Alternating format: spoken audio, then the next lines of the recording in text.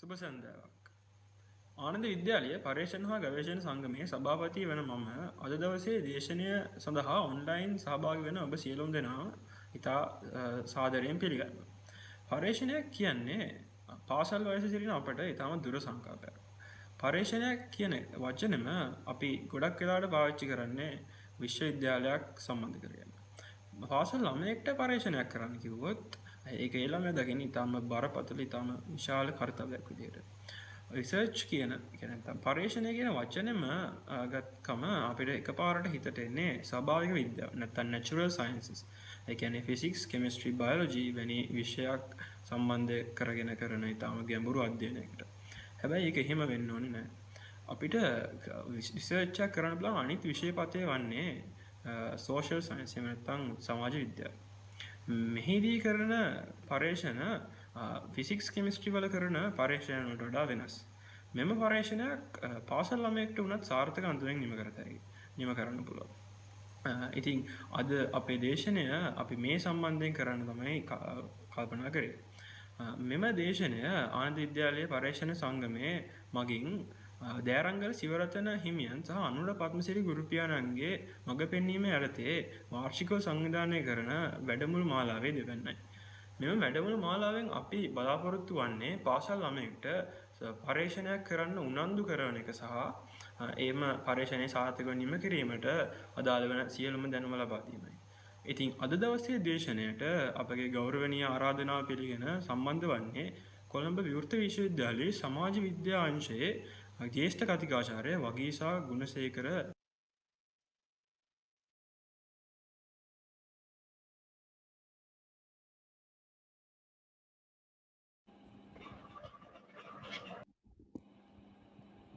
Thank you, Kalana. Good evening, everyone. Now, before we move on to our lecture session, allow me to introduce a little bit about our guest speaker for today's session. She completed her entire education in the United States of America. Her BA from Concordia College, Minnesota is in economics with minors in politics and philosophy. She has 2 masters in political science from North Dakota State University and Purdue University. She received a PhD in political science from Purdue University, USA. She has taught a number of undergraduate courses at Purdue University, and she taught global politics and human rights in the summer program at the Center for Talented Youth at Princeton University, USA. She has spent the past 15 years studying the political economy of war in South and Central Asia and Sub-Saharan Africa. She has conducted research in Sri Lanka, United States, Afghanistan, Pakistan, Nepal, Uganda, Sierra Leone, South Sudan, Rwanda, and the DRC. In Sri Lanka, she has conducted field research in Hambantota, Anuradhapura, Jaffna, Mana, and Battigalow. She is fluent in Urdu, Hindi, and Dari other than her native language, Sinhala. She has authored several academic articles and edited 2 books, which are You May Say I'm a Dreamer, Essays on Reimagining Development in 2015, and Political Economy of Conflict and Violence Against Women in 2019.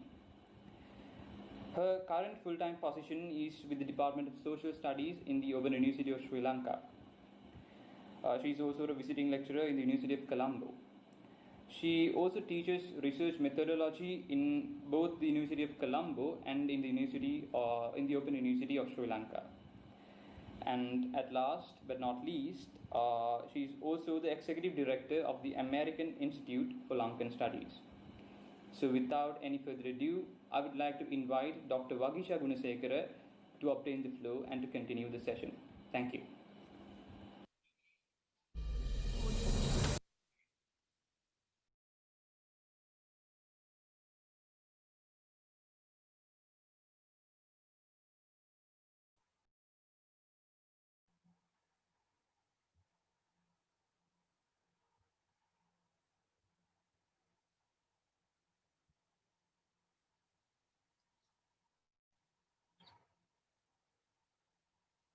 Can everyone see me?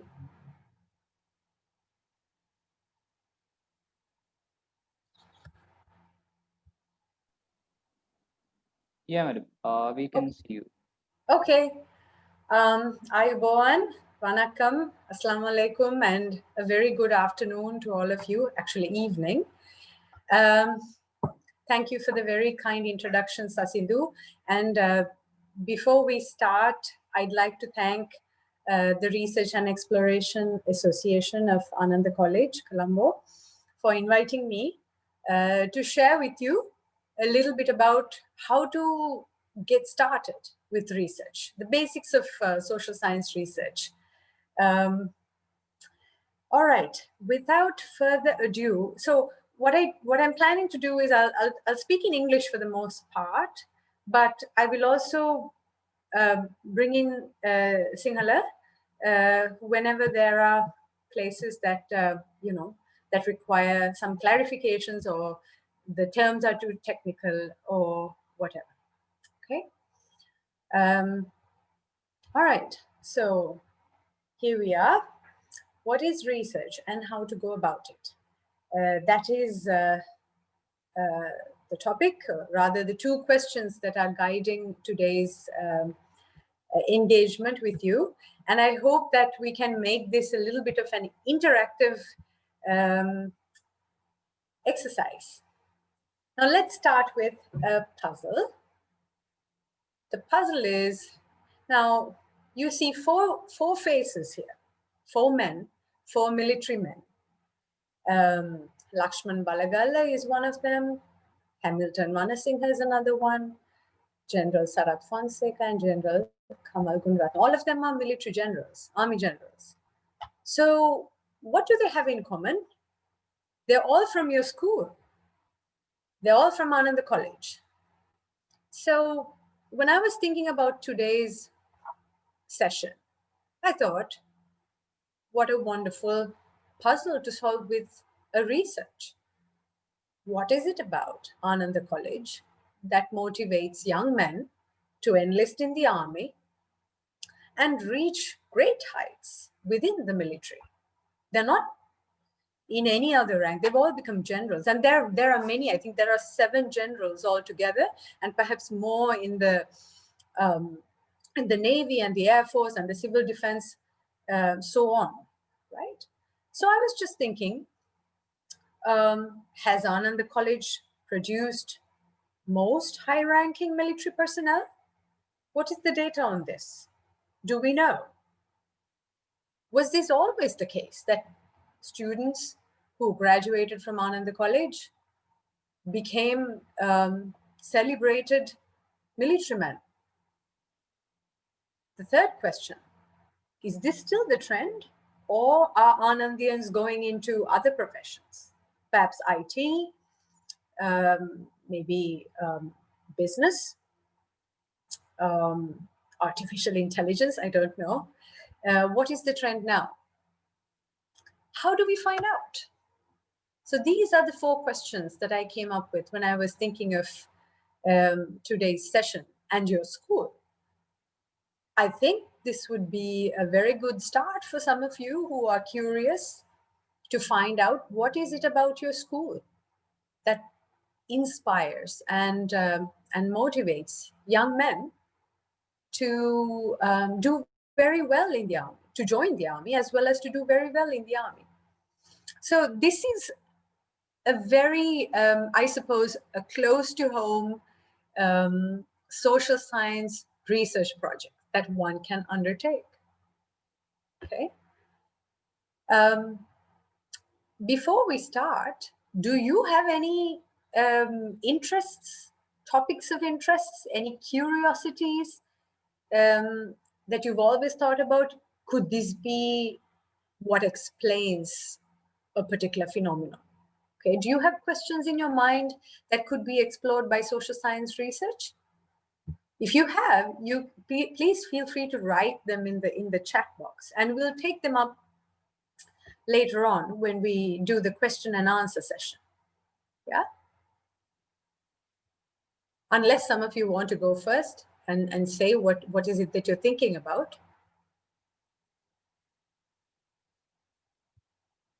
Okay. All right. Let's I want to share a little bit about how I got so interested in research. my research journey has taken me to all these places and more. I started with Minnesota, where I was an undergraduate student, and then in the form of desk research, right? That took me to Copenhagen, which is in the second, this particular picture. I went on as an intern for the European Union. It was when the European Union first started. The same research job took me to Dresden, which is here, and Maine, actually. This is Dresden. And then later on, I visited many countries as a social science researcher, working on various research projects with professors with whom I learned from, and they were very generous to teach me in everything that they knew about how to do research. I also put myself through language school. I wanted to specialize in South Asia and Central Asia because my interests were in politics, economics, and philosophy, but mostly in politics and economics, which made me, I suppose, the political economist that I am today. I think languages are really, really important if you are into social science research, because being able to communicate with people in the language that they're comfortable in is very important.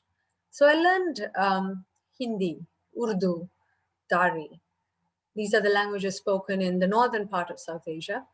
And of course, I speak Sinhalese and some Tamil as well, and English. It took me to places like Afghanistan, Pakistan, Nepal, and Uganda. These are some photographs from my travels in Africa and in Asia, in South and Central Asia. These are photographs from Uganda, Afghanistan, DRC, and Sierra Leone.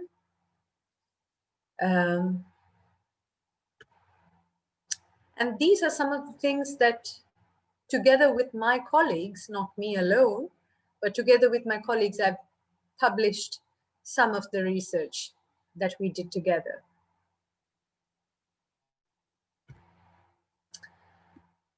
My first independent research project was actually my master's thesis. It was my master's research when I did my first master's. And it was an investigation into the lives of female suicide bombers. The year that I started my master's degree was 2004. And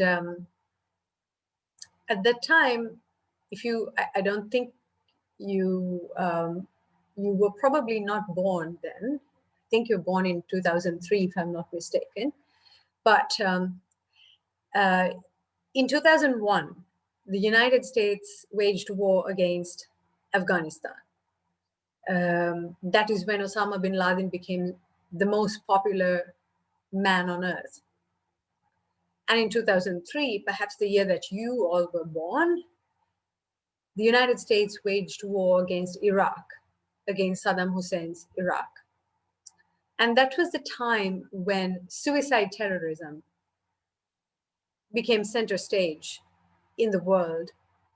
Of course, before that, there was suicide terrorism in Sri Lanka. And as you know, this particular photograph of the LTTE women, I mean, LTTE had both men and women as suicide bombers, and so do all these other organizations. So I went on to do an investigation of suicide bombers, female suicide bombers, in Sri Lanka and in Palestine and in Chechnya, which was part of the former Soviet Union. And I wrote my thesis. It is now published under the same name, The Army of Roses, that looks into the lives of female suicide bombers. This was a very interesting experience for me because I had to do a lot of research on terrorism in general, suicide terrorism in particular, and also read diaries, meet people. Not, I mean, you can't meet suicide bombers because they're already dead, right? They explode themselves. That's how they become suicide bombers. But you can meet other people and talk to them about the lives of the suicide bombers. So this was my first independent research project that I undertook. So what got me interested in research? I mean, if you ask this question from different people, you get, I think the most popular answer you'd get in Sri Lanka would be, oh, I'm interested in research because I want to do a master's, or I want to do a PhD. They want a degree, they want to tick a box, right? And say that you're qualified. That's not why I got interested in doing research. I like to be exposed to different people, different cultures, different classes of people, people who live differently, who have different socioeconomic backgrounds, who come from different religious backgrounds and speak different languages. Because I strongly believe that exposure to difference in human beings makes you richer. It makes you richer here, right? It makes you richer inside. It also helped me, still helps me, to realize my own assumptions about the world and life, about other people. We think that something is true, but really it's an assumption. That means we just think that it is true in our heads, but in reality it's not. Doing research has also made me realize how much I don't know about the world. Every time I embark on a new research project, this is what I realize. I don't know anything. I don't know if you all watched the Game of Thrones or watched it. There's a famous saying in it saying, "You know nothing, Jon Snow." I think that's what I say to myself. You know nothing, right? And that's a liberating feeling, to know nothing, I think. It's a very humbling feeling that you don't know much, that you don't know anything. And also what interests me are stories of people, of places, histories. And I've come to think of the word history as not a singular thing. It's a plural thing. We have histories of the same person, histories of the same place, right? And it's exciting because you get to go to places, you get to experience novelty. It's exciting. And there is an element of adventure in it. And you'll see what I'm talking about when I show you the photographs later on. And of course, in this process, you create knowledge about social phenomenon, about why things happen in society. Why do people behave in certain ways? Why do countries fall apart? Why do countries go to war? About all of these questions, right? You create knowledge. And you also learn a lot about yourself when you do research. Okay. The types of research that I have conducted desk research, which is basically you work with things that are already published. They can be literature, they can be research that other people have written. It can also be raw data, right? And I will describe these different types of research later on. I have also conducted survey research, going from door to door, talking to people, taking a questionnaire. I've also done lots and lots of what we call qualitative research in the field, or we call it field research. Now, a little bit of theory before we start talking about what does it mean to do research. Okay, so in social science, unlike at the beginning, the president of the Research and Exploration Association, he said that in natural science, it's quite straightforward what research is. You work in a lab, primarily in a lab, whether it's physics, chemistry, biology, right? You work in a lab under a controlled environment. But in social science, we're working with people. Our lab is society. And social science is a way of perceiving and a thinking that is both imaginative as well as disciplined, right? And it's a fine balance between openness to new ideas and skepticism of claims unsupported by evidence. Okay. And it's also a constant evolving process of self-correction and renewal. Keep in mind that science is an area of knowledge that comes with a built-in error correcting mechanism. Nothing is set in stone in science. Science is not a religion. It's constantly changing, right? It demands that scientific ideas be open to the scrutiny of the outside world. So when you find something in social science, you write it up, and other people are free to criticize you. Of course, constructive criticism. Okay, so in social sciences, we have several disciplines, academic disciplines. So right now, you're in school, you may be doing a little bit of all of this, okay? But when you go to university, you'll have psychology. Psychology studies psychological research, studies mental processes and behavior through observation and recording how people relate to one another and then how they relate to the environment. Then we have economics, one of my disciplines. It's a study of the process through which people earn money, make a living, right? It's a process of, you study processes of production, distribution of goods, and the organization of industries. Then we have anthropology, very interesting. Study of human beings. You study their evolutionary history, physical character, group relationships, cultural history, historical and present day geographical contribution.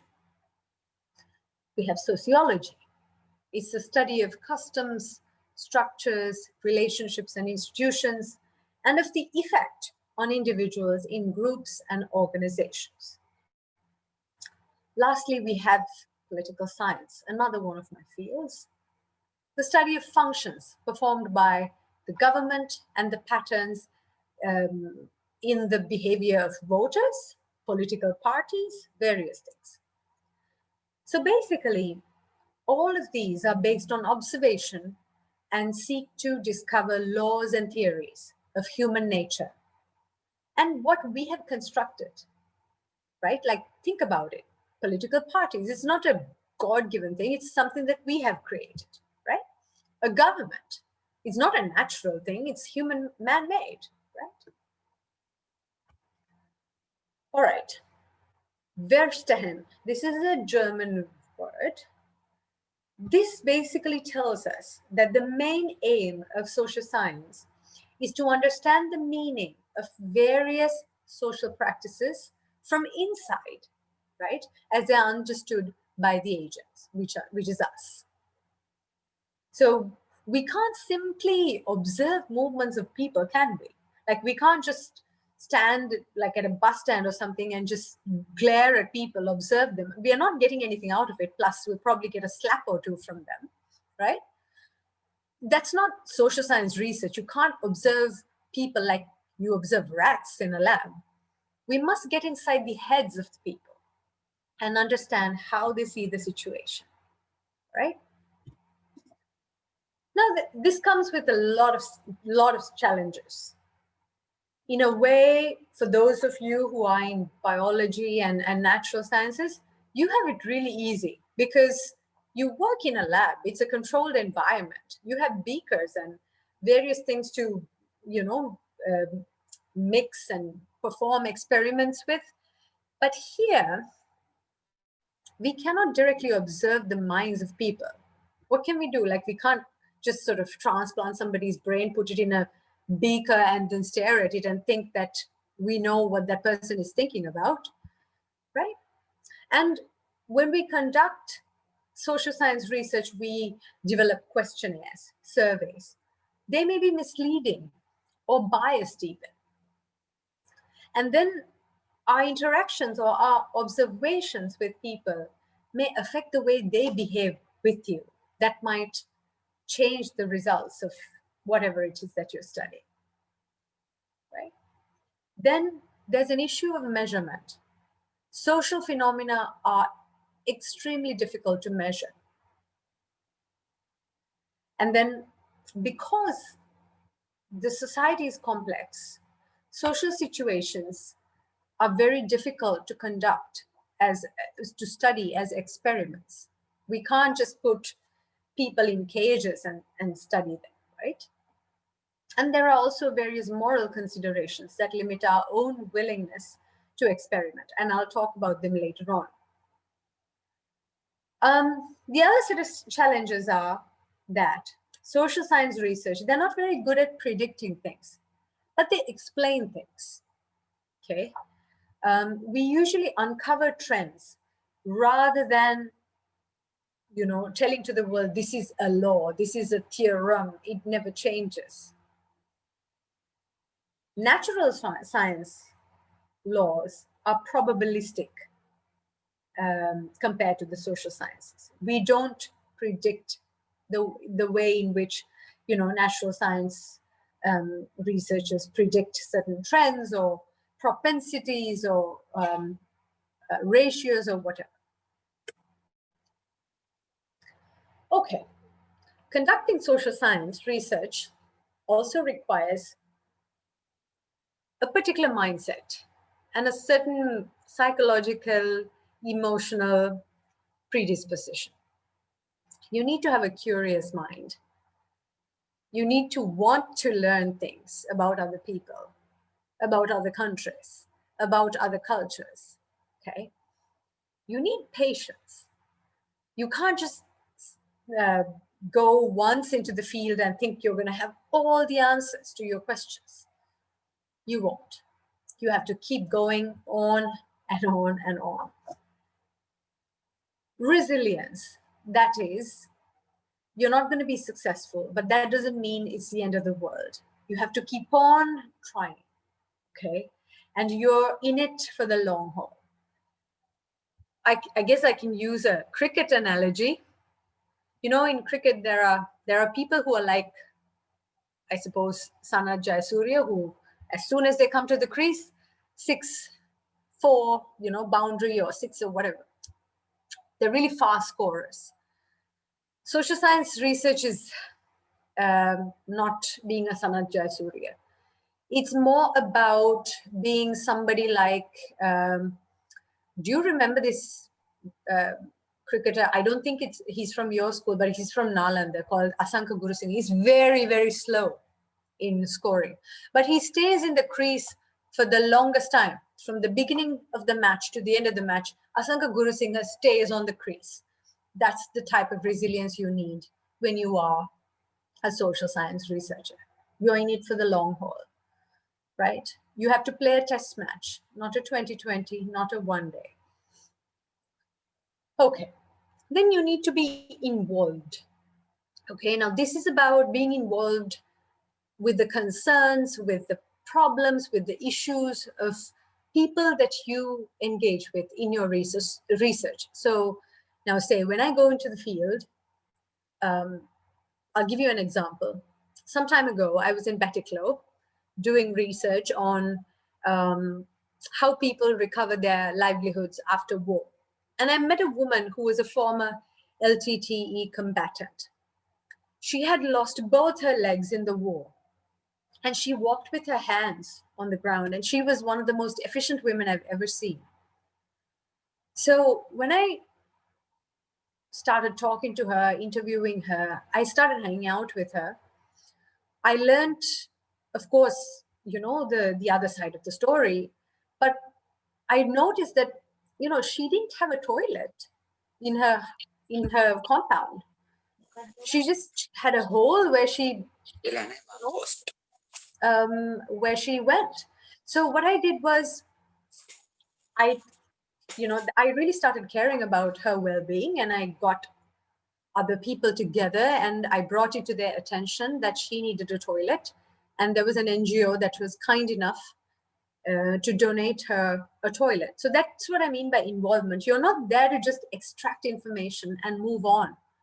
These are real people. These are real problems. So you need to get involved also to a certain extent, not too much, but to a certain extent. Do whatever you can to help them.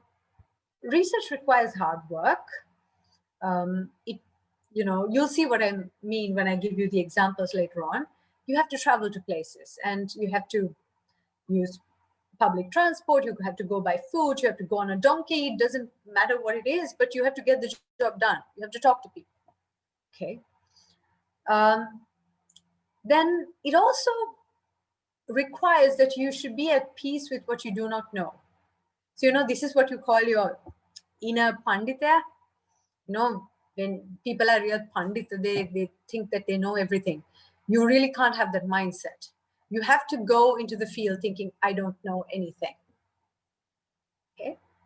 And then lastly, conducting research if it requires travel, it requires lodging, food, sometimes gifts. It costs money. It can cost money, but there are lots of other research that you can do without incurring any costs as well. All right. Now, purpose of social science research. With social science research, we explore the meaning of concepts and symbols. We try to generalize certain trends about a population. We verify facts. We also extend knowledge. We build knowledge. We also use our research to inform policy. And I'll give you an example in a little bit here. And we use social science research for education. Okay. Now, let's look at an example. Who are we? What I mean by we is we as in Sri Lankans. So let's try to verify some facts about who Sri Lankans are, right? About the history of Sri Lankans as a people. So in school, you may have heard these two stories about our earliest ancestors. Prince Vijay. People say, I guess the Mahavansa says that he came 2,500 years ago, right? And of course, there's a new trend, which is that we came from the powerful king Ravana, which is 5,000 years ago. And they're saying, well, there's some written history, but most of it is unwritten. But these are the two stories that we have heard. And I believe, if I'm not mistaken, your school textbooks probably just have Vijay as the original or the first person who on the island, right? So if one or both of these stories are true, we as a group of people are somewhere between 2,500 years and 5,000 years old. But what if I tell you there's a third way? Now, if you look at this origin story, the arrival of Vijaya, this is an image from the cave number 17 of Ajanta in India. So it is recorded that somebody called Vijaya, in fact, did come to Sri Lanka 2,500 years ago, soon after the demise of Gautama Buddha, right?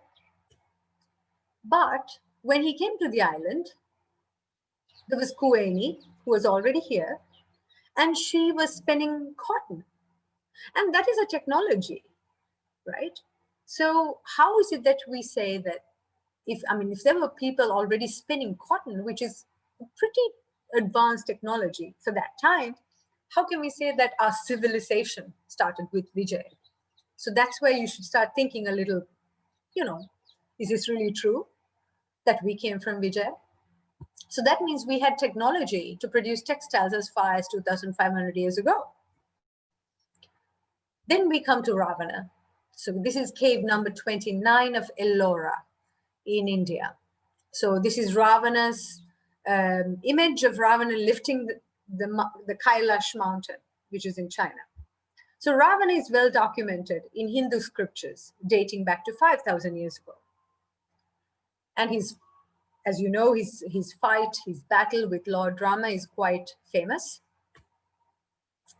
Now, do you really think that our people, right, Sri Lankans, our culture, our art, our economy, and kingdoms started from Vijaya or Ravana? Did the first Sri Lankans really start from Vijaya? So both these stories of origin kind of assume that there is no history before Vijaya or Ravana. So what I want you to think about is, both Vijay and Ravana are recorded in written history, perhaps Vijay to a greater extent than Ravana. So this means our written history is probably about 5,000 years old. But what about the unwritten? Right? So these are the questions that you should be asking. And then if we go into sorting things out in a different way, we can ask these questions. When did Homo sapiens first come to the island? How can we explain the continuity of human settlements in our part of the world? And if we ask these questions, we start to bridge our written and written and unwritten history by stitching together three things: recorded history, archaeology, and evolutionary biology. Okay, and this is how we do it. We know that the first migrations of Homo sapiens out of Africa took this path.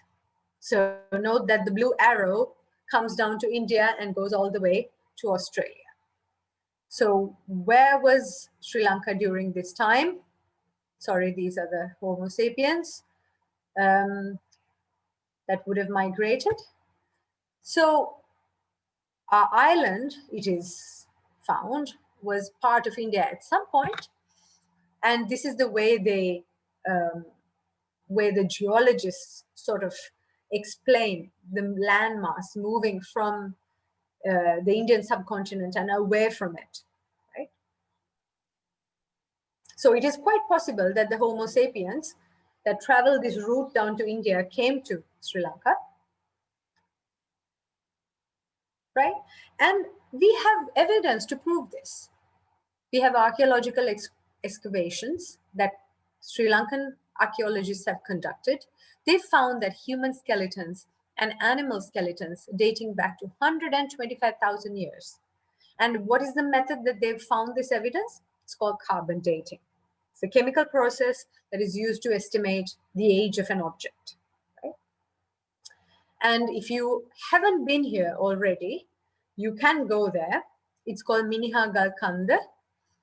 It's in Yala National Park in the block 2 of Yala. And you can find excavations. Archaeologists have excavated this site and have found skeletons, human skeletons, dating back to 125,000 years. Okay. They came here too. This is Usangoda in Hambantota. And this area, according to the archaeologists, had been underwater. And it has a very interesting soil formation and vegetation, right? And then we have Balangoda man, the skeleton that was excavated in Bellamadi Palace in Balangoda. These Homo sapien bones are over 12,000 years old. Then we have Kuragala. This skeleton is 10,000 years old, right? And these are some prehistoric excavation sites in Sri Lanka. So how can we say that our history begins with Vijaya or even Ravana? We can't, right? So this is a classic example of how you use social science research to verify facts, to falsify facts. I'll give you another example. you can also use social science research for social change as well as policy change. When I was a teacher at a university in the United States, I made my students go through what we call a hunger diet. At that time in the United States, in my state, which was Indiana, there was a big policy debate on the issue of food stamps. The American government gives $5 a day for poor people. They're called food stamps. You can use it to buy food. And at that time, it was George W. Bush administration, if I'm not mistaken. They were not going to increase the amount of these food stamps. And $5 a day is not much in the United States to eat. It can buy you 5 McDonald's burgers, which are really, really unhealthy for you. It's a whole bunch of unedible things put together to make an edible burger, in my view. So I made my students go through a diet which had to be under $5 a day. And my students, mind you, are not, they're a diverse group, right? They just don't only study. Some of them were from the military, some of them were pro basketball players, some of them were professional football players, other athletes. That's a big university. Just imagine a basketball player or a rugby player or a football player eating under $5 a day. So they didn't like it, but they did this for 2 weeks and they recorded how they felt, what kind of food they bought, what kind of food they ate, and their energy levels and everything. And at the end of the 2 weeks, they realized that you cannot survive on a diet that costs only $5 a day. It's just not enough. It's not proper nutrition that you get for $5 a day. So then they realized that there is a big connection between poverty and nutrition, right? And in the United States, a lot of the poor are obese. And that's not because they have a lot to eat. The food they eat is really unhealthy. It's high in starch and oil and sugar, right? And they fall sick very early in life. So my students, after this experiment, they did a lot of research on food policy, food security, and the right to food. They wrote letters to their local senator and the congressman, and they voted against the government's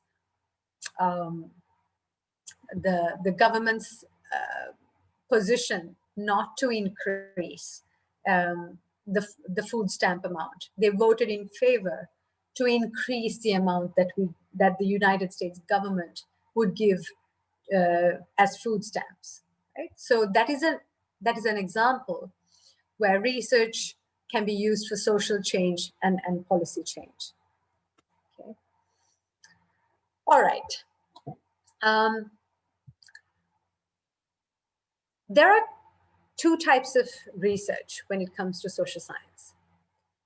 You can do quantitative research and then you can do qualitative research. Quantitative research is when we work with numbers and statistics. I'll give plenty of examples about these later on. Quantitative research is used to either test or confirm theories and assumptions. It's also used to establish generalizable facts about a topic. There are common quantitative techniques or methods that we use. There are experiments, observations that are recorded as numbers, and surveys with close-ended questions. Then we have qualitative research. Qualitative research is what you express in words, right? It's used to understand concepts, thoughts, or experiences. So this type of research enables you to gather in-depth insights on things that are not very well understood. So common qualitative techniques or methods include interviews with open-ended questions. You talk to people, you sit with somebody, you talk to them. Observations described in words, and literature reviews that explore concepts and theories. Okay, these are the differences between quantitative and qualitative research approaches. Both of these types of research, both these approaches are used in social sciences. So quantitative approach focuses on testing theories and hypotheses. Qualitative research focuses on exploring ideas and formulating theory or hypotheses. Quantitative research is analyzed through numbers, maths, and statistical analysis. Whereas qualitative research is analyzed by summarizing, categorizing, and interpreting what people say, people's ideas, thoughts. Quantitative research, as I said, is expressed or illustrated through graphs and numbers and tables, whereas qualitative research is basically text, it's words. Quantitative research requires a lot of respondents because you can't just collect numbers for 10 people and say this is true for the entire population. You need a representative sample. Whereas qualitative research can be done with fewer respondents because the objective is not to generalize. And we have closed questions in quantitative approaches where you get a definite answer, where in qualitative you keep things a little bit more open-ended. Okay. All right. Quantitative data collection methods.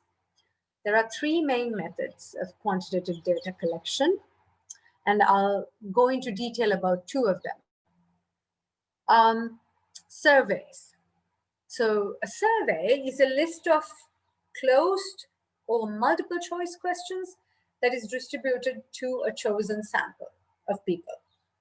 And this can be done online, in person, or over the phone.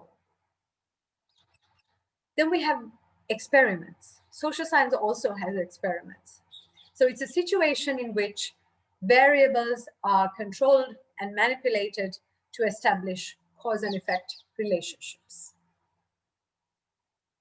Lastly, we have observations. So we can observe our subjects in a natural environment where variables cannot be controlled, and we jot down copious notes about these observations. Qualitative data collection methods, it's quite a few, and I'll give examples of all of these. Interviews, asking open-ended questions verbally to respondents. We have focus group discussions, which is a discussion among a group of people about a topic to gather opinions that can be used for further research.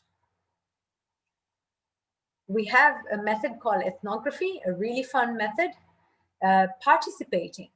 You become a participant in a community or an organization for an extended period of time to closely observe the culture and behavior.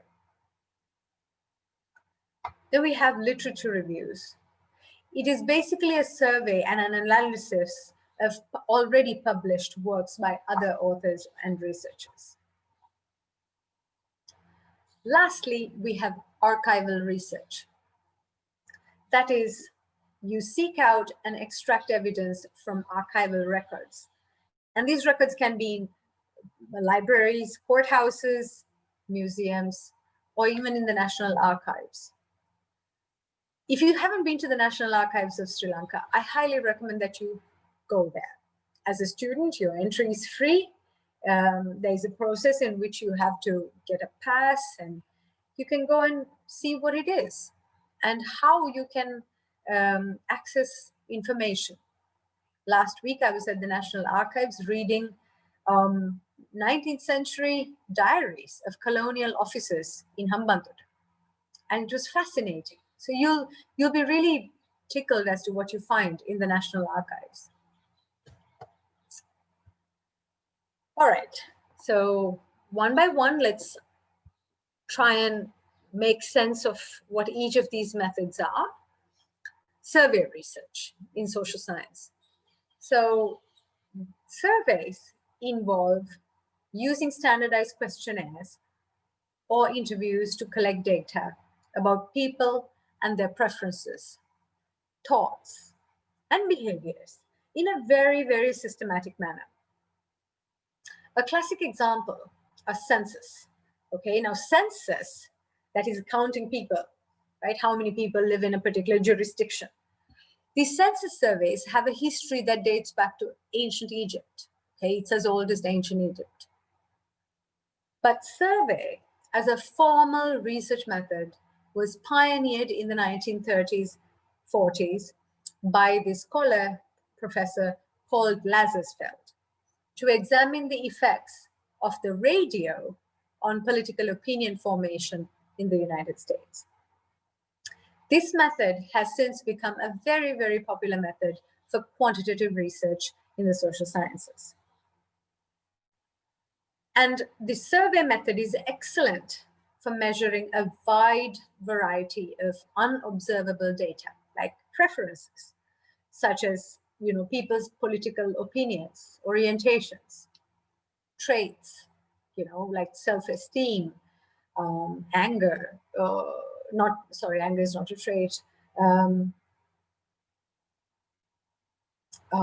confidence, whatever, attitudes, attitudes towards women, towards minorities, towards the environment, towards animals, whatever they may be. Beliefs. You can use surveys to understand people's religious beliefs or their beliefs about new laws. You can also use surveys to understand people's behaviors, like eating habits, and the diet surveys are really, really popular. And so are surveys on smoking and drinking alcohol, right? They'll ask you how many times in the past week did you have wine or beer or whatever it is. And then surveys are really good to get factual information, like income. How much do you earn per month? What do you spend your pocket money on? Things like that. Surveys are ideal for remotely collecting data about a population that is too large to observe directly. You can't possibly go to everyone in this country and do a survey, right? So, but you can do a phone survey. You can select a large sample, start calling them. You can do a postal survey. You can do an online survey, right? And surveys come in two forms. There are questionnaire surveys and interview surveys. Okay, and questionnaire surveys are invented by this person called Sir Francis Galton. Research instrument consisting of a set of questions intended to capture responses from respondents. Sorry, there's a typo here. In a standardized manner. And these questions may be structured or unstructured. Unstructured questions ask respondents to provide a response in their own words, while structured questions ask respondents to select an answer from a given set of choices, right? And these questions, if you ever do a survey, they should be easy to read, easy to understand, and easy to respond to, right? An unstructured question would be, how do you feel today? Right? It's a really open-ended question. I can't predict what you're going to say. But the same question you can ask in a structured way, that is, how do you feel today? And give them some choices, like, I feel great, I feel really crappy, I feel somewhere in between, right? So that way you're forced to pick something. Now, this is a very interesting place. If you haven't been there, I'm not sure whether you can just sort of rock up to the Department of Census, but you can ask your teacher in charge to take you there, perhaps on a tour. So this is the Department of Census and Statistics in Sri Lanka. It's created for the purpose of taking the census of the population. was started in 1946 under the John Moore Constitution. But census taking in Sri Lanka dates back to the late 19th century. Prior to 1871, estimates of the population in Sri Lanka were made by these little documents that village headmen, like Gammuladani, they used to give little records of their village to the Rate Mahatya, and then they would give it to the colonial officer in charge, right? The first scientific census in Sri Lanka was conducted on 27th March 1871 by then Registrar General's office. And Sri Lanka has the longest history of census takings among all of the SAARC countries, South Asia. So there are different types of census. You can count people, you can count houses, you can count people's income and expenditure. You can count the labor force. What do people do for a living? They're called labor force survey. If you go to the census website, now these are screenshots from the income and expenditure survey that is conducted by the census department. And if you go and read the annual report on the income and expenditure survey, the last one was done in 2016. It's very interesting. You can read about their survey methodology. How did they select their respondents? What was the method in which they selected a sample, right? And what kind of questions did they use to collect information on household incomes? You can learn a lot about surveys by visiting the website of the Department of Census and Statistics of Sri Lanka. Now, let me share a little bit about my own experience. So I was part of this international research consortium called Secure Livelihoods Research Consortium that conducted lots and lots of surveys on water, sanitation, education, health, and livelihoods in 8 war-affected areas in South Asia and Sub-Saharan Africa for the past 10 years. Okay, it ended last year.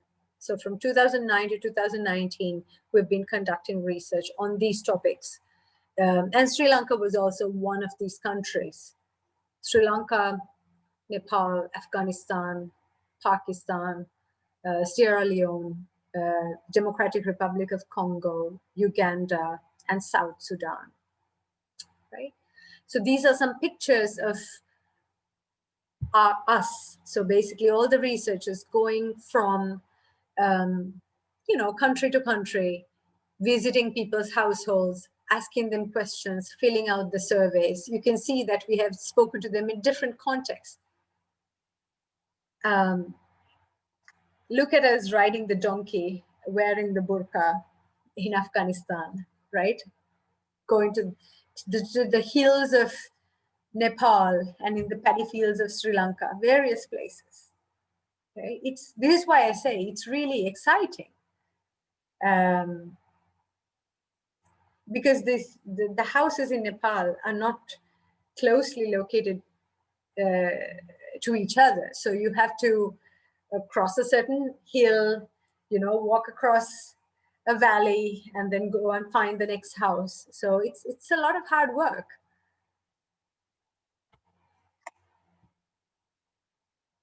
When we do survey research, we can use this new technique.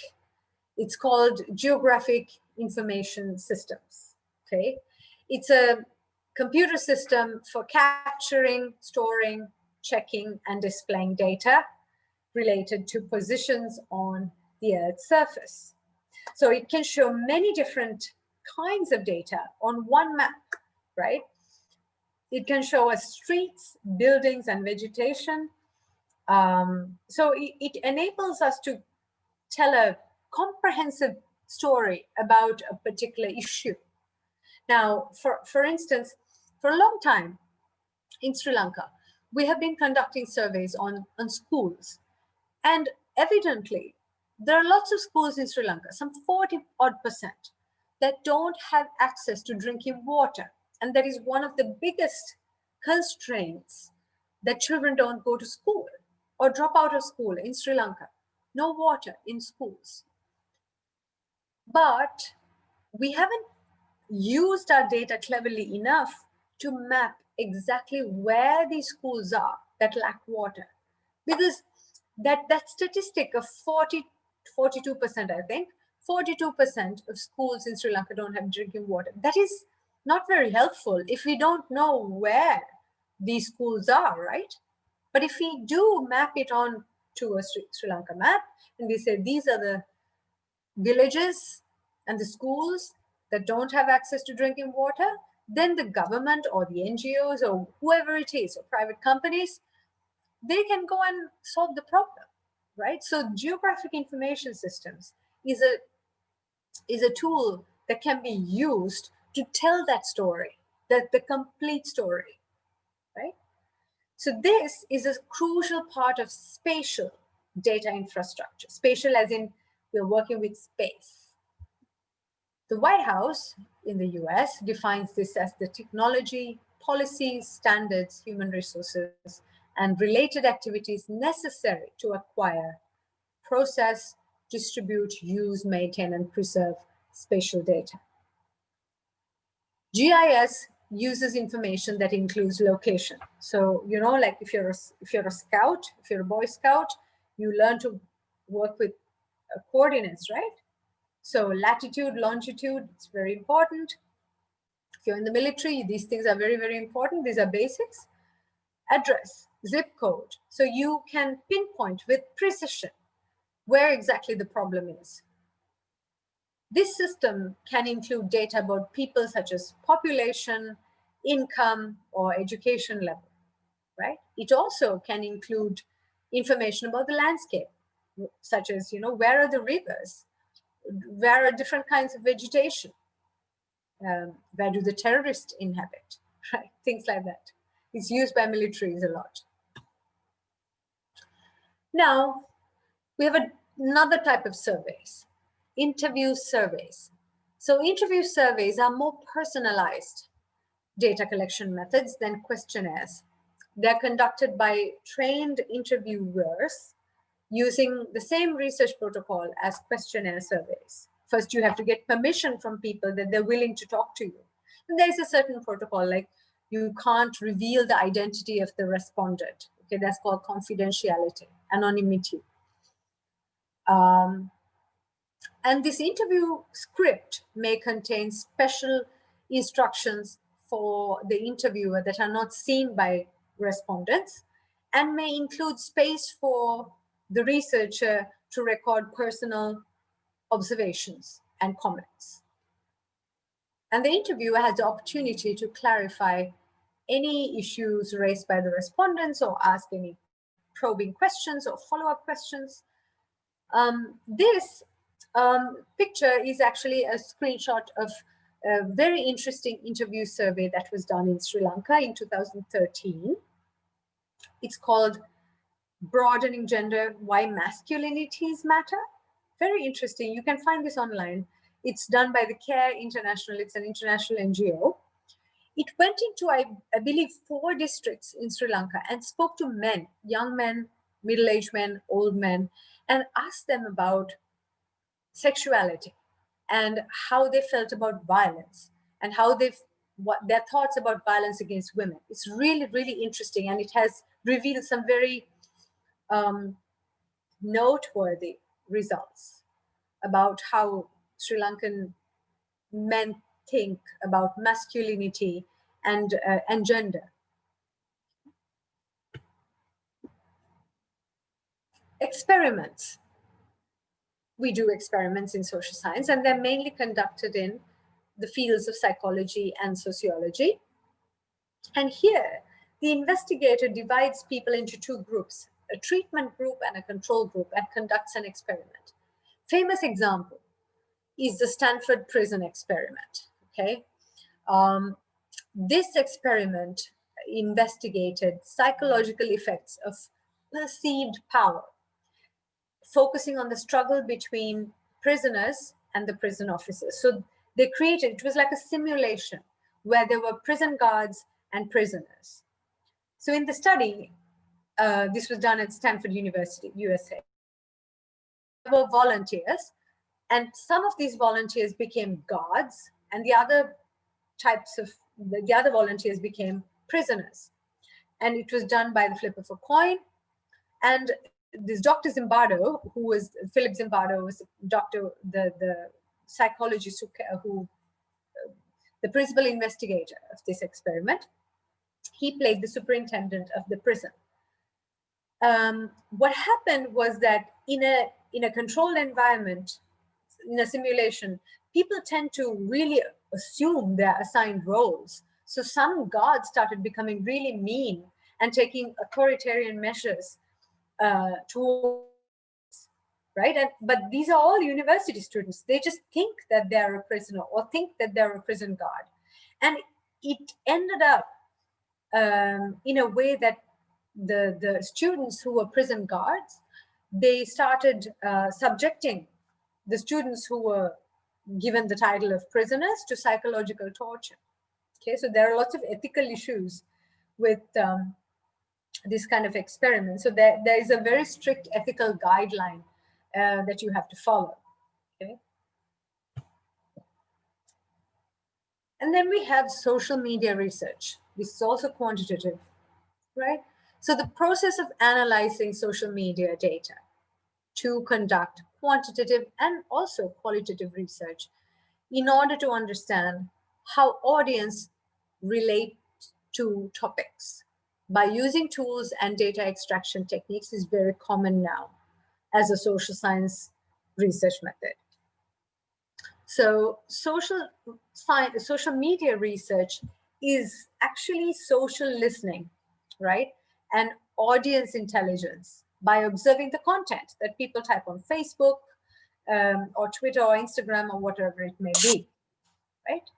And it helps you tell stories about trends and insights that emerge from this data. Social media, what it does is it allows us to access other people's unprompted feelings and opinions of users, something that quantitative researchers would generally have to collect through surveys. So it gives you a huge scale of data to analyze. And one developing area of social media research is trying to understand how machine learning and artificial intelligence can speed up the collection of data. And this is also slightly controversial. I mean, I'm sure you have heard about the 2016 presidential campaign of Donald Trump. I mean, lots of people dispute this claim also, but there's a narrative that the campaign has employed lots of social media and digital marketing in order to win the election. So big tech firms like Facebook, Twitter, Google, they had embedded teams in Trump's campaign operation in San Antonio. And rumor has it that they manipulated social media in order to change people's perceptions to vote for Trump. Okay. Now let's look at some qualitative research methods, starting with interviews. The most common. We have three types of interviews. Structured. Structured interviews are verbally administered questionnaires where there are predetermined questions with little or no variation, with no scope for follow-up questions to responses. Then we have unstructured questionnaires. These are open-ended questions. They don't reflect any preconceived theories or ideas. Like, for example, if I ask you, can you please tell me about your experience getting a PCR? That's an unstructured question. Semi-structured, that is, it consists of several key questions that help to define the areas to be explored, but also allows the interviewer or the interviewee to diverge in order to pursue an idea or response in more detail. The purpose of interviews is to explore the other person's views, experiences, beliefs, stories, motivations, right? On very specific matters of interest to you, whatever interests are key to your own investigation. They are also particularly appropriate for exploring sensitive topics where participants may not want to talk about, in public or in a group environment. How do we design an interview? First of all, you need to develop listening skills. I think more and more, I don't know whether it's a Sri Lankan thing, but I do notice this, that Sri Lankans don't have a lot of patience to listen to others. So this is something we really have to develop. I don't know why, but in groups, in conversations, I feel like people don't really actively listen to others. But it's really, really important, because that is the only way in which you get to exactly what the other person is talking about, like taking a genuine interest in what they're saying. You also have to be in the present moment. You can't be thinking of your dinner, your girlfriend, Valentine's Day, your exam tomorrow, whatever it may be, that 1,001 things that are going in your head while you're interviewing somebody. You have to be right here, right now.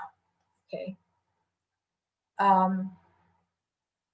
Ask questions that are likely to yield as much information about the main interest of the study. Start with casual and easy questions. Get to know the respondent. If you can, do a little bit of background about the respondent, and then proceed to do more, probing and ask more difficult questions, or talk about sensitive topics. You can also try conducting an interview by doing a pilot. Okay, you can do pilot interviews. You can interview each other.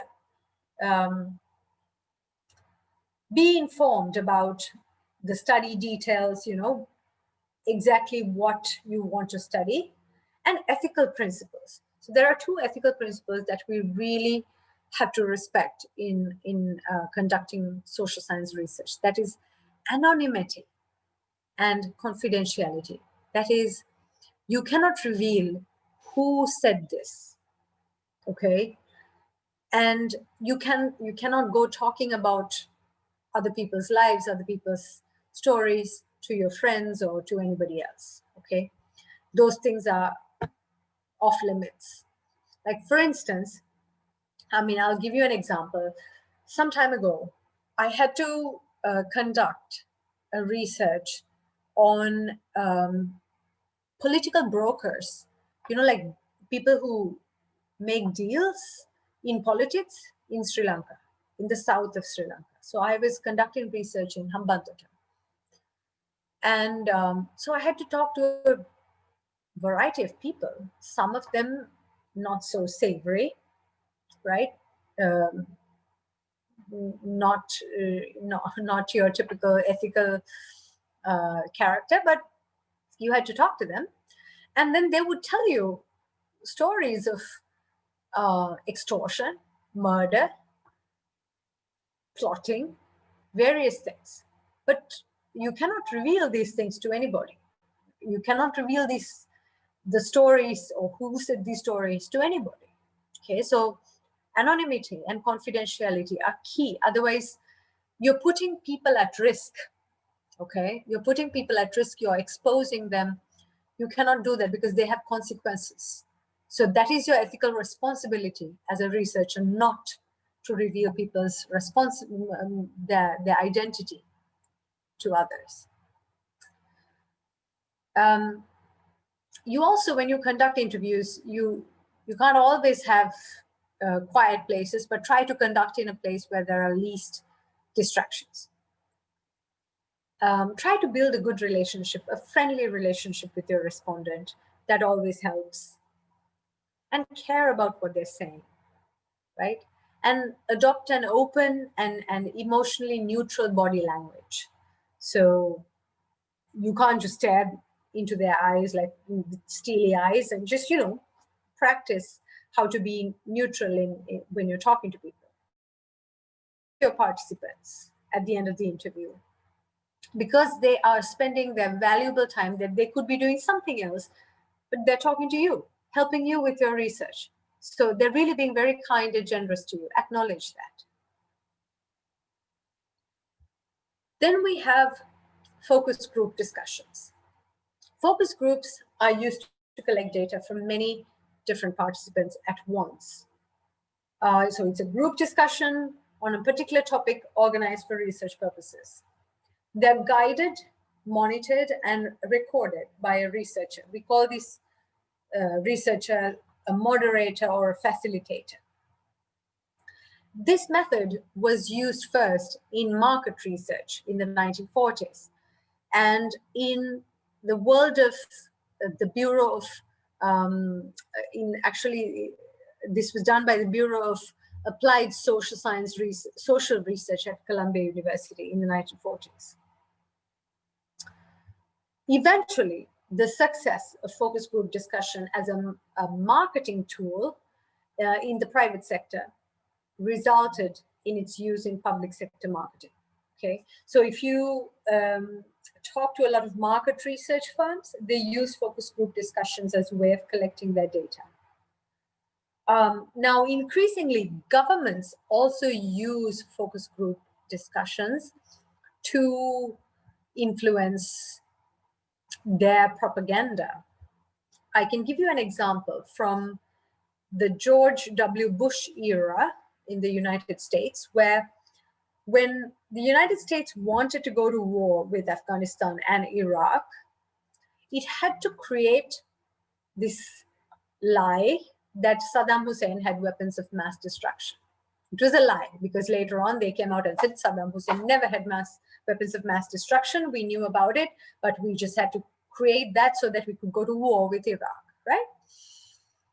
During this time, US had a very clever, clever vice president called Dick Cheney. And part of Dick Cheney's intelligence apparatus used focus group discussions to see how people talked about certain things, how people talked about, their oil industry, how people talked about violence, how people talked about terrorism, right? How people talked about Islam after the World Trade Center attacks. So they use these words to package their propaganda machine, right? Their TV speeches, the way in which the US government maneuvered the media, everything was informed by some of these things that came out of focus groups. Okay? So it's used by governments as well. Moderating a focus group, it requires special skills. Okay, participants, it requires certain principles. So you have to, in principle, think that participants have valuable views and the ability to respond actively, positively, and respectfully. Right? It's not simple courtesy, but it'll encourage fruitful discussions with your participants. The second principle is you have to moderate without really participating. You have to guide the discussion, but you can't join it. You can't come out and say, this is how I think, because then suddenly people close, they shut down, okay? So expressing one's own views tends to give participants cues as to what to say. That is introducing bias in research, right? So then they become closed. They're not confident, and they don't want to share their views with you. You have to be prepared for views that may not be very palatable, that you may not agree with, okay, that criticize your own worldview about things. This happened. I was once doing ethnographic research where I became a participant with a group of migrant women in the United States. And these women came from countries such as Somalia and Kurdistan, which is part of Iraq, and also Kosovo, which is in the Balkans, right? And during these conversations, these women would say things like, "Oh, girls should not study or go to school," things like that. And for me, they were really alien ideas, because I come from a culture where everybody goes to school, whether you're a boy or a girl, doesn't matter. But in these cultures, they had different practices. Of course, I didn't agree with them, but I couldn't get affected by the fact that they thought differently. It's just another opinion. But I had to be very sensitive to that. Okay. But I wouldn't dare to go and tell them, no, no, no, you're wrong. Girls have to go to school. Your culture is wrong. My culture is right. I mean, I would never do such a thing. You can't, as a researcher, you can't do such things. Right? It's important to recognize that researchers' individual characteristics mean that no one person will always be suitable to moderate any kind of group. Sometimes the characteristics that suit a moderator for one group will inhibit discussions in another. Okay, so it doesn't mean that just because you're good in moderating certain discussions, you're good in moderating all discussions. And if you want to do a focus group, be cool, be yourself. You have to be comfortable. And of course, you have to make your participants feel relaxed. Then we have this method called ethnography. Ethnographic research is a qualitative method where researchers observe and interact with the study's participants in their real life environment. This as a method was popularized in the discipline of anthropology, but it's now used in a wide range of social science disciplines. The aim of the ethnographic study, right, is to get under the skin of a phenomenon of study. You have to become an insider, okay? You infiltrate and become part of the community. What we hope is that by doing this, the researcher will be able to truly understand the problem in a better way. Now, anthropological ethnographers often live among a group or a society for a year or more. They would go and live with tribes. I know of people who go and live with the Maasais in Kenya or Tanzania, right? Or with other mountain populations in other countries, who go and live with Amazonian tribes, right? In order to learn about them. It's a fully immersive, long-term, live and work approach to ethnography. But I mean, not everyone can be an ethnographer, and you have to be very, very highly skilled to avoid all the potential pitfalls of an ethnographic study. And some of these include, detailed and complete observations, and you have to write everything every day, what you observe, what you talk about, everything. And also you have to keep your own personal biases in check in your data collection and analysis process. I have an experience doing an ethnography. Some years ago, I wanted to get to know about the lives of free trade zone workers in Sri Lanka. And I started off by going to the Katunayaka free trade zone. I interviewed workers, I interviewed NGOs, I interviewed certain factories, people who worked in certain factories, the managers, the gamut of things. But after that, I quite didn't feel satisfied with what I found. I thought, there's something that I'm not really getting at. There's something that is unexplored in these interviews.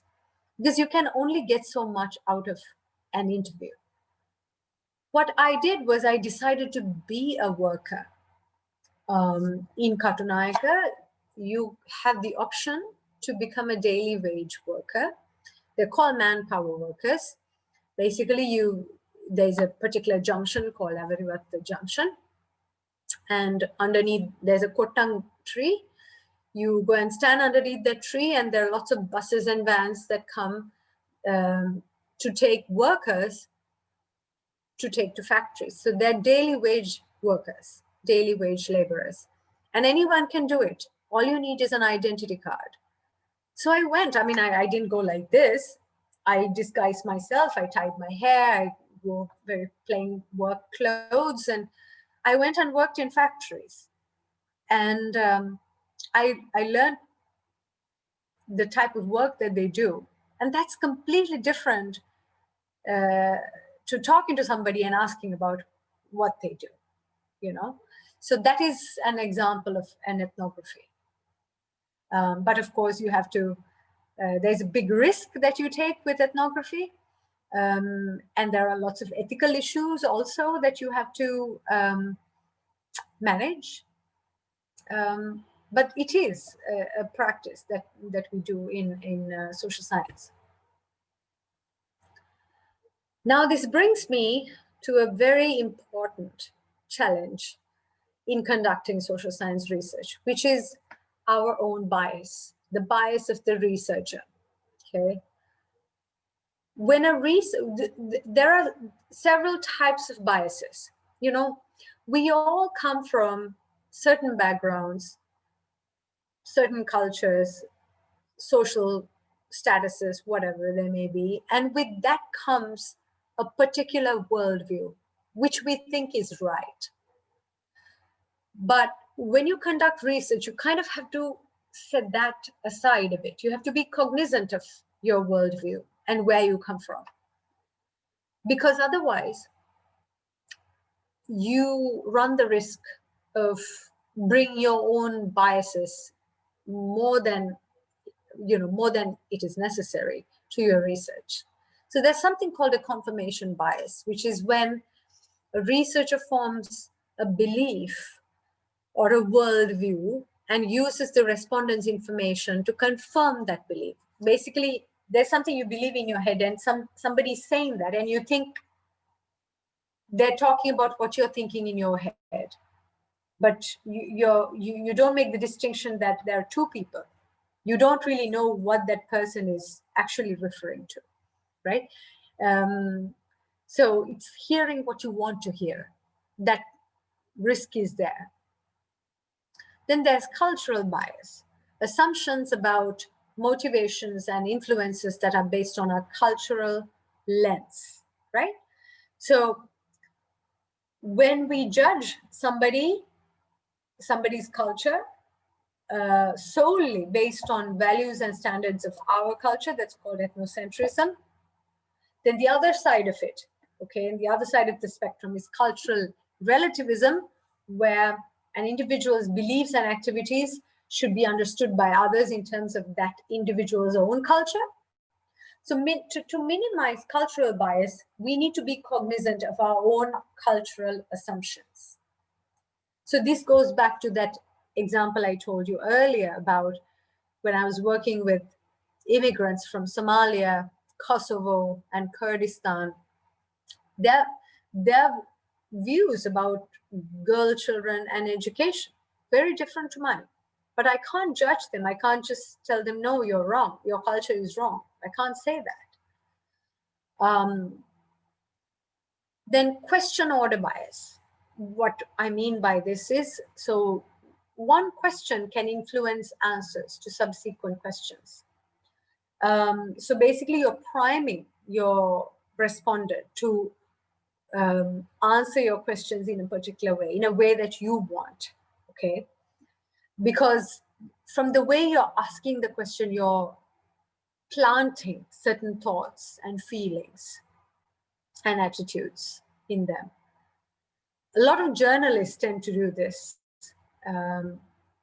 because journalists now more than ever before the types of questions that they ask are not neutral, they're loaded, and they want to elicit a particular response. So they practice more, I mean, in the way in which they ask questions, there are lots of these types of biases in their questions. Leading questions and wording bias. I mean, this is called putting words in somebody's mouth, okay? You ask leading questions, so you give, so in I guess, cricket terms, you give a full toss. Why? Because you want that person to hit really high, and then it leads to a catch, right? So it's something like that. You put certain ideas into a person and you elicit a response, that the response that you want. That is because in this type of biases, the researchers are trying to confirm a hypothesis to build rapport or overestimate their understanding of the respondent. So to minimize this bias, ask questions that use the respondent's language and inquire about the implications of a respondent's thoughts and reactions. And lastly, we have what we call a halo effect. That is, so the moderator and the respondents have a tendency to see something or someone in a certain light because of a certain attribute, a positive attribute maybe. There are several cognitive reasons for this halo effect. And like, say, I can perceive somebody to be a nice person. And from then, that moment onwards, I will ask things that bring out that niceness in that person, right? So the moderator can make assumptions about a respondent because of one positive answer they provided. And that can lead to a particular kind of bias that we call the halo effect. Now, before we go into questions and answers, I want to recap what we have discussed today. That is, we've talked about some basics of social science research, okay? Quantitative research, qualitative research. We've talked about different purposes for conducting research. Why do we do research, right? Is it for knowledge, for education, for policy, for entertainment? Why is it? Why is it? Because we're bored? Then we talked about types of research and lots of different methods and tools of conducting research. There was one method that I didn't make a slide out of. That is the method that is called secondary research or archival research. So what I mean by that is, already there's a lot of social science research that exists out there that people have done. You are not the first person to think about something, right? Nothing is a new idea anymore, okay? Everything has been talked about and written about, been repackaged several times. So there is already a huge body of research that is out there that have been published. So desk research is basically extracting all those studies that other people have done and analyzing them. That is also research. That is called secondary research. And this is what we do in literature reviews. But we can also do primary research using archives. Like historians do this all the time. These days, I'm involved in a study of the history of a particular temple in the south. It's called the Mulkirigala Rajamahawihara. I'm studying the political economy, or rather the historical political economy of this temple, its connections with the Kandyan kingdom. I'm studying its connections with the colonial administrations. So for that, I have to do another type of archival research. I have to go to the National Archives. I have to read about, you know, this temple as it is recorded in colonial documents or various documents issued by temples or even like the Sannas, Tudapat, and Talpat, that in the ancient times, these are the record keeping um, forms of deeds and things like that. You have to read lay committee, which are also in the National Archives, right? The lay committees have information about which Buddhist monk was ordained when, right? And who has seniority over him, right? Things like that. So I've been doing that kind of research as well, which I didn't go over quite today. So we've talked about other methods and tools of social science research. And then lastly, we've talked about challenges of conducting research in the social sciences. Now, I'd like to ask you all, if you have any questions about how do we, how to conduct research, or if you have any ideas that you want to sound out with me or others in this group, we can do that now. I see it. Okay, I see Ashan. How can we make a statistical research with comparisons on growing number of child soldiers, especially with the concerned nations concealing the issue with misleading information that leads to creation of false reports? Good question. Okay, how can we make a statistical research with comparisons on growing numbers? So Ashan, I think you're asking about, say, child soldiers in different countries. Is that right? You want to do a comparison of how many child soldiers, like child soldiers is a phenomenon that is international, right? When you look at the Sri Lankan conflict, of course, there are lots of child soldiers. There were in the LTTE.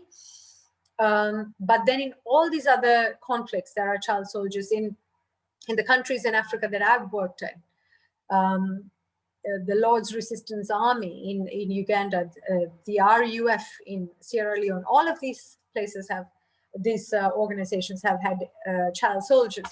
So you're asking, how can we collect data and do a comparison of how many child soldiers have been employed by different organizations, different terrorist organizations, or other armed militias in the world, right? That is, I think that requires a lot of field research, because some of it may be documented in places like UNICEF or Relief Web, or even some agencies of the United Nations. But in order to collect this data, you will have to go and look at the official statistics of these countries' own national agencies. But they may also not give you the full picture. That means you have to go to the field and fill in the gaps to really verify the numbers. It's a very interesting area of study. I can send you, Ashan, if you send me your email, I can send you a few studies that have been done on child soldiers. You are right. There are lots of nations that are concealing this issue. They're not issuing the true information about this. And part of it is also, this is an extremely difficult area to collect data on, right? But it's not impossible. I'll send you some things to read if you send me your email address. Okay, Ashan, thanks. Any other questions? All right, we have Paboda. How are we going to start or join social research after schooling? Do we have to combine with related institutes or something? How to collect expenses for research? How to initialize? Okay. Another very good question. I can see you're interested in doing research, Paboda. I started off as a research assistant to a professor or a researcher I started with my own professors. So after schooling, what you can do is you can volunteer. There are lots of organizations that want people to help them out with their field research. So that is the best way to learn it. The best way to learn it is to do it. I mean, you can read all you want about how to fly a plane, but you don't quite know how to do that until you become the pilot yourself, right? So research is something like that. You have to get in the field. So try an internship with an organization. There are lots of organizations. Center for Poverty Analysis, I've worked there before. Institute for Policy Studies, and there are lots of smaller NGOs. You can even try and speak to your Grama Sevaka in your area, right? The Grama Sevakas have a lot of information about your neighborhood. Ask them how they collect their data. Talk to them. And universities, they're always wanting research assistants. So university professors, lecturers, they're constantly looking. So build a network of people who are interested in research. Make contacts with university professors or researchers, independent researchers that conduct research on topics that are of interest to you, and tell them about that. Now, I have employed a lot of research assistants straight from school, right? Right now, also, I'm working with two school leavers who just completed their A-levels in 2020. So they're working with me. So it's possible. It's just a matter of building your network. And don't, I mean, in terms of collecting money for your research, there's some research that you can do without incurring much costs, right? I mean, there's a lot of secondary research that you can do online without going anywhere, going outside of Colombo or anything like that. So there's a lot of free things that you can do as well. But you're right. If you want to go and do field work, you do need a little bit of funding. But there are lots of opportunities, like the National Science Foundation has a little scholarship for young researchers. And lots of organizations have opportunities. They'll disperse scholarships. You can use that to do your research. I hope that's helpful to Paboda's question. Any other questions?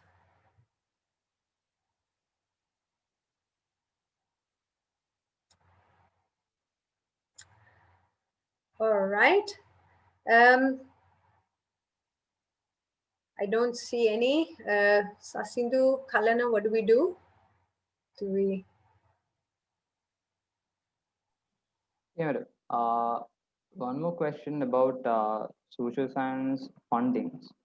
Yeah. When we are conducting research on social sciences, because we know that for science researchers, normal natural science researchers, there are specified institutes where they fund researchers. But when it comes to social sciences, are there any specialized institutes where we can acquire funds from?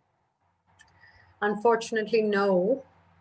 I mean, I won't say no, not in like capital letters, no, but very limited compared to natural science fundings. Funding for social sciences for young researchers or seasoned ones, to be honest, is quite limited. And in Sri Lanka, it's even more so. It's because in Sri Lanka, there's not a lot of importance or value of social sciences in the education system, period. I mean, just think about it. What do your parents want you to become when you grow up, right? I mean, they want you to become a doctor or an engineer or a lawyer or a tech person. If you say you're doing a degree in arts, they're like, what are you going to do with it? Right? In a way, it's a good question. I don't think Sri Lanka does arts education very well, not like in the United States, but in Sri Lanka, there is very limited funding opportunities for social science because of this bias against social science as well. But some universities, you may find, once in a few years, they will have a competition for young researchers. And if you are straight out of school or in school, you can apply for those. There are some organizations, even say the United Nations, UNESCO has some opportunities for young researchers. But really, I mean, I think what you ask is a really good question. It's a very important question. It's about building a research culture in Sri Lanka, and we don't have it yet. And that is why we don't have funding for it either. It's because we don't give so much priority to research. In other countries, I mean, from grade one, children are pushed to do research, pushed in a good way, right? Because research builds that curious mind and doing things differently, exploring things in your own way. That skill is really important. Unfortunately, we haven't still started doing that in our education system. So it's a part of a larger problem.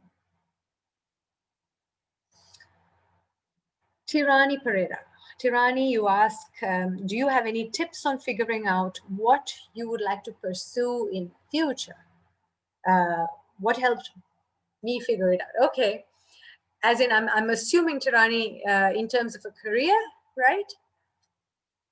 I think in terms of a career, we live in very interesting times. The message that I want to give you is also something that I believed in, which is I don't want to depend on anyone to create work for me. I will create work for myself, right? That is something that I've always believed in. And I've worked towards it. When I first started, actually, I started working when I was 16, when I was still doing my O-levels. I had a little part-time job, and I used to be a little office assistant, making tea, making photocopies and things like that. So I learned the value of that work, right? And then after joining university, I went to the United States. I didn't go to do my higher education. I didn't go to a local university, and I did many different jobs. I was a waitress. I was a cleaner. I cleaned toilets and various other things. I drove a bus. I did gardening, and I worked in a department store, and I was a bartender. I did all these things, right? And this gave me a really interesting perspective on work and career. I developed the perspective that you can make a career out of a lot of things. And it's not really about status. You need money to live, for sure. You need money, but money is not the only thing, right? And it's not about status, saying, oh, I'm a doctor or I'm a professor or whatever. These labels, the value labels that come with a career. For me, what has helped me in figuring out what I want to do is what makes me learn, what keeps me thinking, right? If I one day wake up and say, oh, I've learned everything there is to learn about something, then it gets boring for me, right? So it's about constantly wanting to learn. That's why I became a researcher. I think I could call myself a career researcher because I go on studying different things in political economy. And what really helped me figure out is by doing different things, different jobs, associating different types of people, and that also makes you value labor. It makes you value different perspectives. It also makes you very open-minded. So I guess I still don't know exactly what my career is, although I told you I'm a career researcher. it's a work in progress. It's also an exploration. So it's the quest for exploration that has driven me so far. I hope that helps and answers your question, Tirani. Any other questions or comments? One more thing, madam. Yes, Asindu? Yeah, so if we like do a research and find groundbreaking results, where maybe with the potential of like changing the existing doctrines or theories or something, it, Yeah. so if something like this, so how do we like establish it properly in the society? How do we give it publicity? Right. So first of all, so the only way it would be a groundbreaking theory would be to prove it, right? So first of all, your own research has to be conducted in a way. So you have to, now let's say, take a topic, whatever the topic of your interest, right? You have to read as much as you can about what other people have done in your area of research. And you find gaps, right?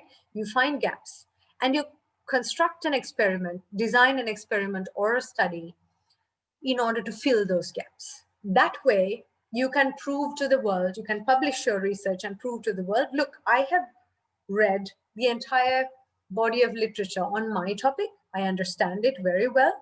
And here are the gaps. And here's how my study fills in those gaps, right? Then you publish your research. And then, of course, publishing is the first step of giving it publicity, right? Secondly, once you publish it, you can also promote it on social media. You can do a YouTube video channel on it. You can go on TV talking about these things. And you can write a blog. I think writing blogs are excellent ways of putting your research out there. And it also engages other people. Now, I'm going to start a blog very soon, possibly in the next couple of months, and I will send you all an invitation to join it. It's going to have some of my latest research in it. So that's another way to do it.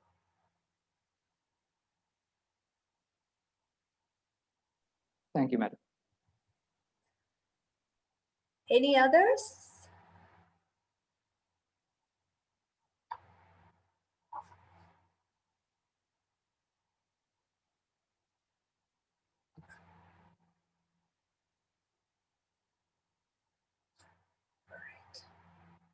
I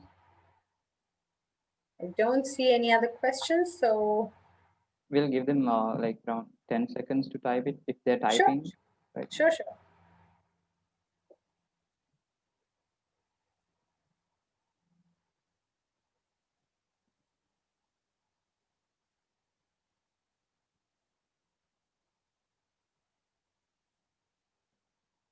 And if there was anything that was unclear that I said in the presentation, please ask.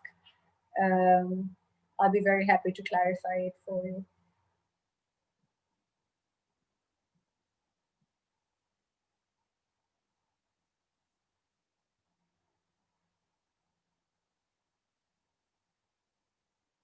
It seems there are no questions, I think. All right.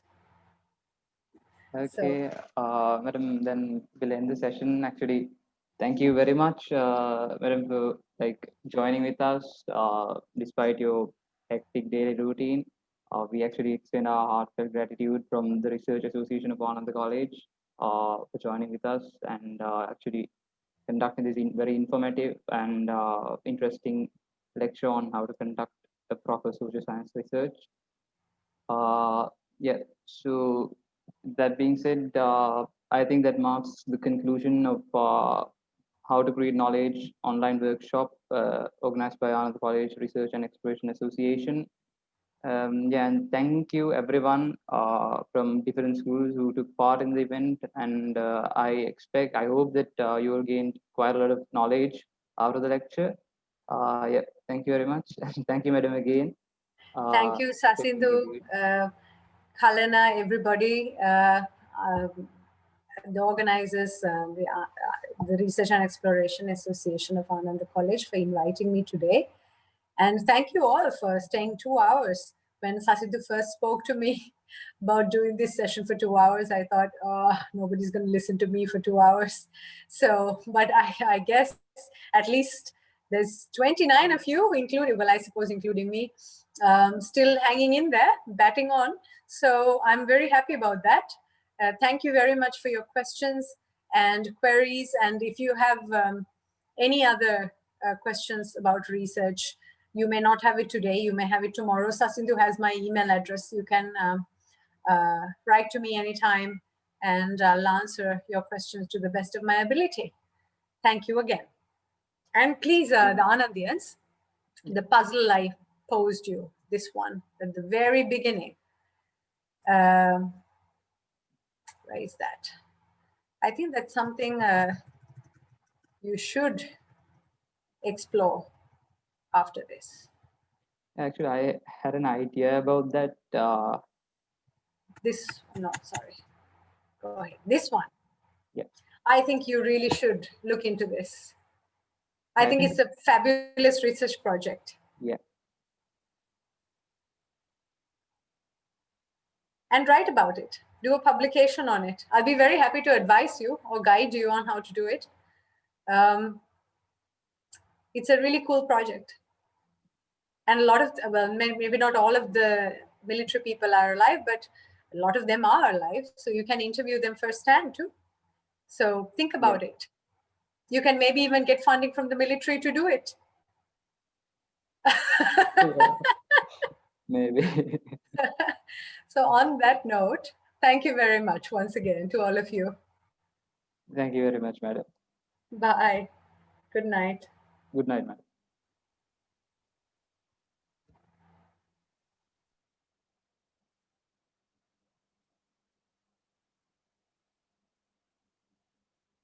Guys, you can leave.